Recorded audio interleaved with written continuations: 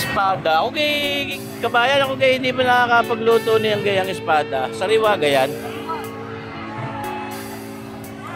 Parang gusto kong subukan. Magkano kilo, kabayan? Pwede kang pa-try ako na rin isang nasa dulong are. Ako lang yung susubok. Ipapais ko yan.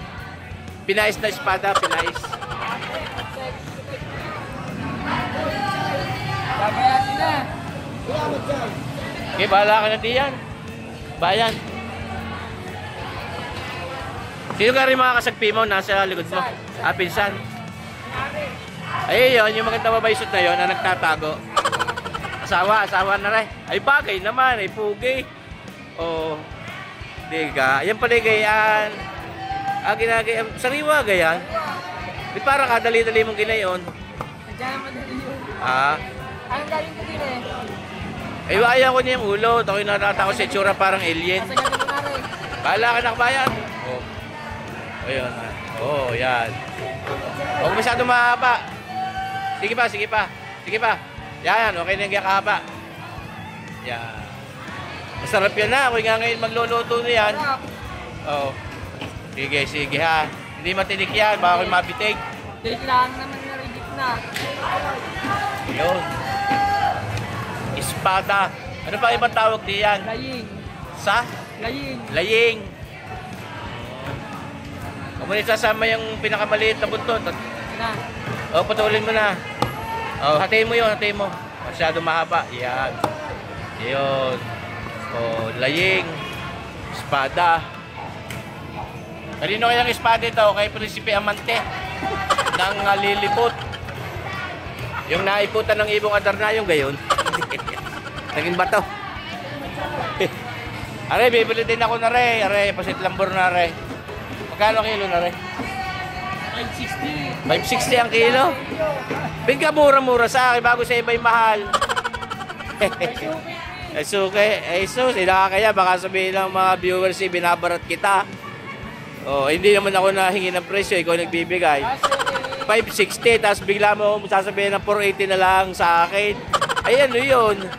Nakakahiya naman sa viewers. Sige na, kukuha ko na 1 kilo niyan. Ay di aray mga kabayan, naririnig na tayo sa Busaysay. Pagluluto na tayo ng taksew na espada. Yan how, tayo nagpapainit na niyang ating non-stick pan na yan. Lagyan natin ng mantika.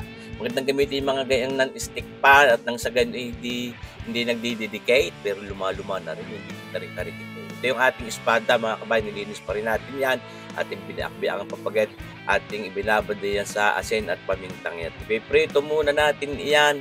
Nang sa gayon matanggal pa ang lansa niyan at mas maganda ang texture niyan mamaya pag ating pinaksew. Ayan. Ayan talaga sa totoo lang, inaamin ko ngayon lang ako makakapagluto niyang isdang iyaang espada kung tawagin.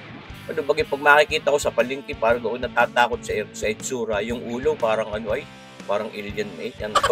Basta ipiprito lang natin ang karigin, hindi man para tustahin iyan. Siyempre, para sinisir din lang natin. At may ilalambot pa rin yan mamaya pag ating pinaksiw na. Hindi ko na usadya sinama yung ulo. Karaniwan daw yung mga nabili, sabi nung aking binilhan hindi daw kinukuha ang ulo. Hindi ako gumaya din lang. Kaya kayo baga, kayo ba'y nakapagluto ng pagayan mga kabayan? Inyo baga kung hindi rin sinasamang ulaw. Sa gayon na maintindihan. Siguro pagka bawas lansa naman nga yung mga ulo papagayon. Mga kabayan yan, ipiprito lang natin ng papagayan. Kaya nga hindi naman para tustahin. Dahanguin na rin natin maya-maya ng karikate. Ay sos, marsi po. Duda ko yung masarap. Sabay, masarap daw rin isdang aray. Ay mapupurbahan natin ngayon mga kabayan. Kaya nakatimos na ng papagarnay. Nakapagluto na rin kayo ng papagayan. Ay sana successful na rin aking gagawin. Pakso. Kalimitan daw, sabi nung binilhan ko, ginagawa daw yung escabeche, ginagawang sarsyado.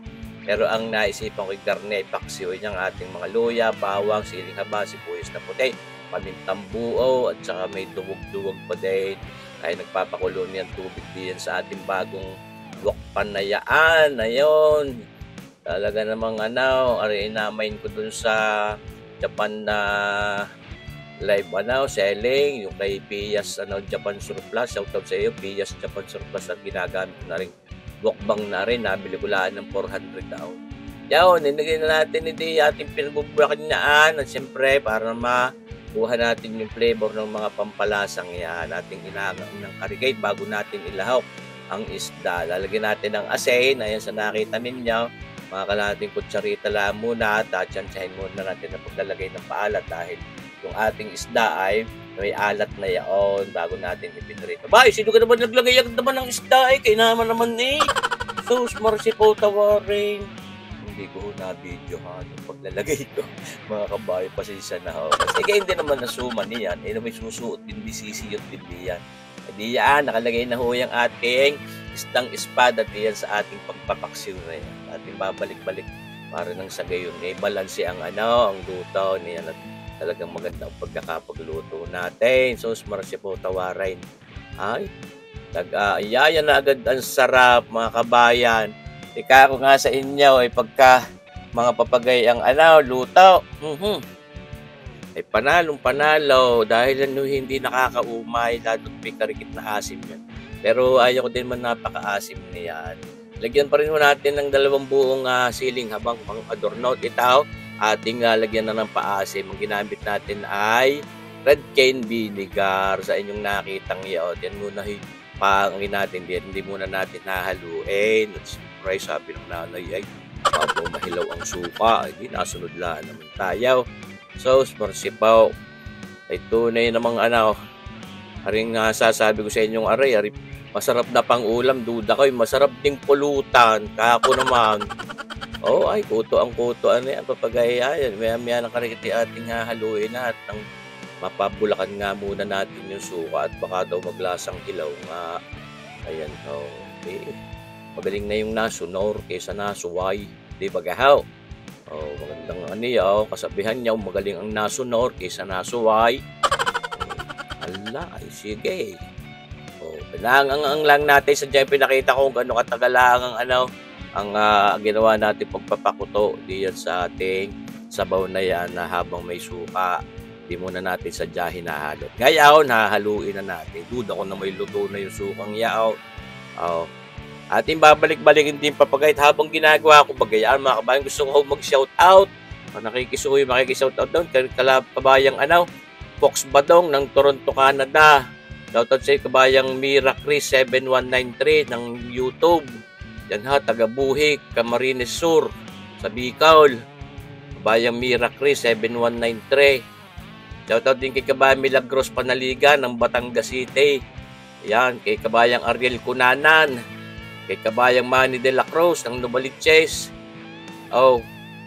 Kay kabayang Prince Michael ng California, USA. Shoutout sa inyo diyan, mga kabayan natin diyan sa California, USA. Kay kabayang Wilson Tomotorgo ng Bicol. Yan, kay kabayang June Alivia ng Maryland, USA. Kay kabayang Armin 1029 ng Vancouver, Canada. Salamat sa inyo mga kabayan. Maraming salamat sa suporta at panunood. Luto na yung ating paksiw na espada ni Sir Boyet. Magahaw mga kabayan. Gayayang sarap. Gayayang sarap mga kabayan. Siyempre naman. Sarap pala itong isdang espadang ito. Ayan. Tayo lalantak na ngayon. Espada.